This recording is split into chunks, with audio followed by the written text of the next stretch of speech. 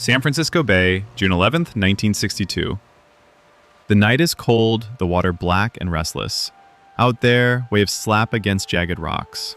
The Golden Gate Bridge is just visible in the distance, lights twinkling faintly through the fog. On the island, the most notorious prison in America sleeps under heavy guard.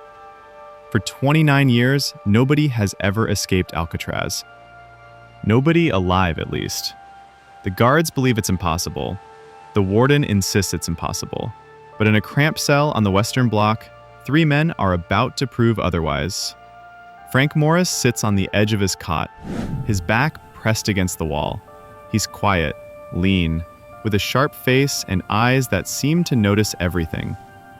His hands work slowly, methodically.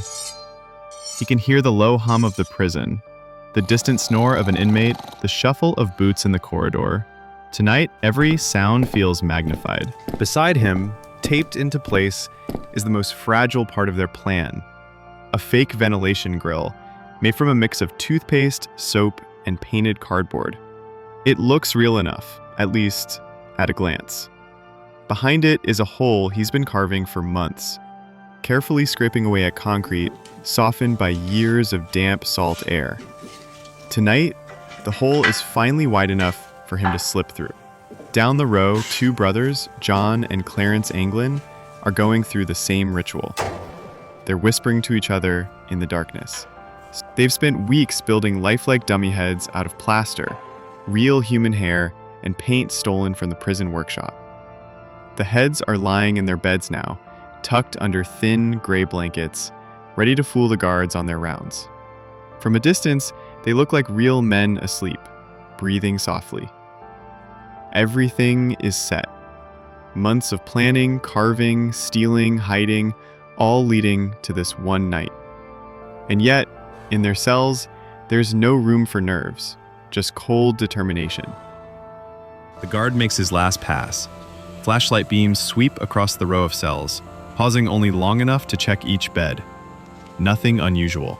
No sound, no movement. His footsteps fading into the distance. Frank waits. 10 minutes. Then 20. His pulse beats steady. He pushes the fake grill aside and slides into the dark cavity behind the wall. The air smells of mildew and dust. It's narrow, claustrophobic, but he's used to tight spaces. He crawls upward, into the service corridor that runs like a hidden artery through the cell block. The 4th member of the plan, Alan West, should be here too. But in his cell, West is panicking. His vent opening isn't ready. He's been working for weeks, but didn't break through in time. It's too small. His cell is sealed. The others don't know. They can't wait. If they hesitate, the whole operation collapses. They crawl across the pipes, moving above the sleeping prison like shadows. The metal vent they've loosened for weeks. They lift it slowly, carefully. For the first time in months, they're looking at freedom. Or at least, the terrifying possibility of it. They climb out onto the roof. The prison yard below is empty, searchlights sweeping slowly across the asphalt.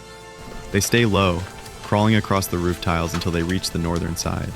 From here, a 50-foot drop leads to the ground. No way to climb without being seen, but still, no alarm, just the constant roar of the waves. The hardest part is still ahead. In a hidden corner of the prison grounds, near the water's edge, they've built something no one ever expected: a raft. It's made entirely of raincoats, over 50 of them, stitched and glued with rubber cement stolen from the prison workshop. They even built paddles from scrap wood. They drag the raft into the water. The tide is strong, the current unpredictable. The bay has swallowed stronger men than these. The guards are certain no prisoner could survive it. But Frank Morris and the Anglin brothers are not ordinary prisoners. They've studied the tides, they've timed the weather, they've calculated everything. And so, with nothing left to lose, they push off into the darkness. Back in the prison, Alan West sits on his cot, staring at the fake head lying in his bed. He failed. For the rest of his life, he'll wonder what might have been if he'd gotten through the wall in time. Morning comes. Guards make their rounds. At first, nothing seems unusual. Men sleeping, heads turned to the wall. But when the guards try to rouse Morris, the plaster head rolls onto the floor. Its painted face shatters. Panic erupts. Alarms blare. Sirens echo across the bay. By the time the guards break into the service corridor, the men are long gone. Boats swarm the waters around Alcatraz. Helicopters circle overhead. The Coast Guard joins the search, scanning waves for bodies, debris, any sign of the escapees. Nothing. Just fog and endless water. The FBI is called in. For the next 17 years, they investigate every lead, every rumor. They track down family members, monitor phone calls, chase sightings across the country. They find scraps, a paddle floating near Angel Island, a homemade life vest washed up on the shore, a wallet hidden in the reeds, but no bodies, no bones, no definitive proof of death. The official story says they drowned, that the waves and freezing temperatures killed them within minutes, that their bodies were swept out to sea, never to be found. It's a tidy explanation, the kind the Bureau prefers, but not everyone believes it. The Anglin family swears they survived. Relatives claim to have received postcards, phone calls, even photographs. One family friend insists the brothers showed up at a funeral in Georgia years later, disguised but unmistakable.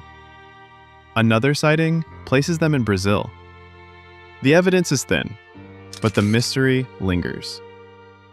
In 2013, a letter arrives at the FBI office in San Francisco. It's signed by John Anglin. The writer claims all three men survived the escape, but time has caught up with them. Frank Morris, he says, died in 2008. Clarence passed away in 2011. He himself is sick with cancer. He offers a deal: medical treatment in exchange for prison time. The Bureau tests the letter for fingerprints, DNA, handwriting. The results are inconclusive. To this day, the letter sits in FBI files, unresolved. Alcatraz closed less than a year after the escape. Officially, it was because of costs and crumbling infrastructure. Unofficially, the rock was supposed to be unbreakable, but three men had just slipped through its walls and vanished into legend. Standing on the island today, you can walk past the cells of Morris and the Anglins. You can see the fake vent, the crawl space, the rooftop. It's all still there, frozen in time, like a museum exhibit of desperation and ingenuity. Visitors peer through the bars and wonder, did they make it? Or did the bay claim them, like so many before? On the night of June 11th, 1962, Frank Morris and the Anglin brothers did the impossible. And whether they drowned in the bay or disappeared into new lives, one truth remains: Alcatraz was never truly escape-proof. Follow History We Trust for more interesting stories.